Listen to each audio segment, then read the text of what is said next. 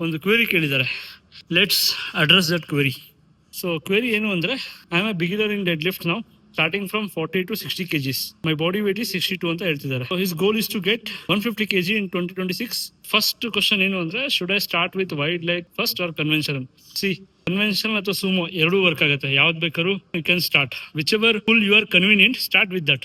There is no hard and fast rule that conventional easy, sumo easy ಅಂತ ಇಲ್ಲ. Social ಮೀಡಿಯಾದಲ್ಲಿ ನೋಡಕ್ ಹೋದ್ರೆ ಸುಮೋ ಚೀಟಿಂಗ್ ಅಂತಾರೆ. ಸೊ ಅದೇ ರೀಸನ್ ಇಂದ ನಾನು ಕನ್ವೆನ್ಷನಲ್ ಶುರು ಮಾಡಿದೆ. ಈ ಕನ್ವೆನ್ಷನಲ್ ಸ್ಟ್ರಾಂಗ್ ಆಗಿದೆ ನನ್ನ lift. So I am A Sumo lifter since 13 years. But last 1 year ಇಂದ ಕನ್ವೆನ್ಷನಲ್ ಶಿಫ್ಟ್ ಆಗಿದ್ದೀನಿ.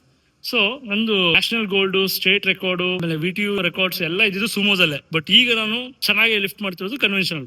So in short, Sumo conventional doesn't matter. ನಿಮಗೆ ಯಾವ್ದು ಕನ್ವೀನಿಯಂಟ್ ಇದೆ ಅದರಲ್ಲಿ ನೀವು ಪ್ರಾಕ್ಟೀಸ್ ಮಾಡಿ. ಲೈಕ್ ಸೆಟಪ್, ಪೋಸ್ಟರು, ಬಾರ್ಬೆಲ್ ಹಿಡಿಯುವಷ್ಟು ನಿಮಗೆ ಕಂಫರ್ಟ್ ಇದ್ರೆ ಆ ಮೂಮೆಂಟ್ ನ ನೀವು ಪ್ರಾಕ್ಟೀಸ್ ಮಾಡಬೇಕು. Whether it is Sumo, conventional, doesn't matter bro. ನೀವು ಯಾವ್ದು ಶುರು ಮಾಡಿದ್ರು ಫೈನೇ. ಅಟ್ ದ ಎಂಡ್ ಏನಾಗಬೇಕು ಅಂದ್ರೆ, ನೀವು ಯಾವ ಮೂಮೆಂಟ್ ಫಿಕ್ಸ್ ಮಾಡ್ಕೋತಿರಲ್ಲ ಸುಮೋ ಅಥವಾ ಕನ್ವೆನ್ಷನಲ್, ಅದನ್ನ ನೀವು ಚೆನ್ನಾಗಿ ಪ್ರಾಕ್ಟೀಸ್ ಮಾಡಬೇಕು.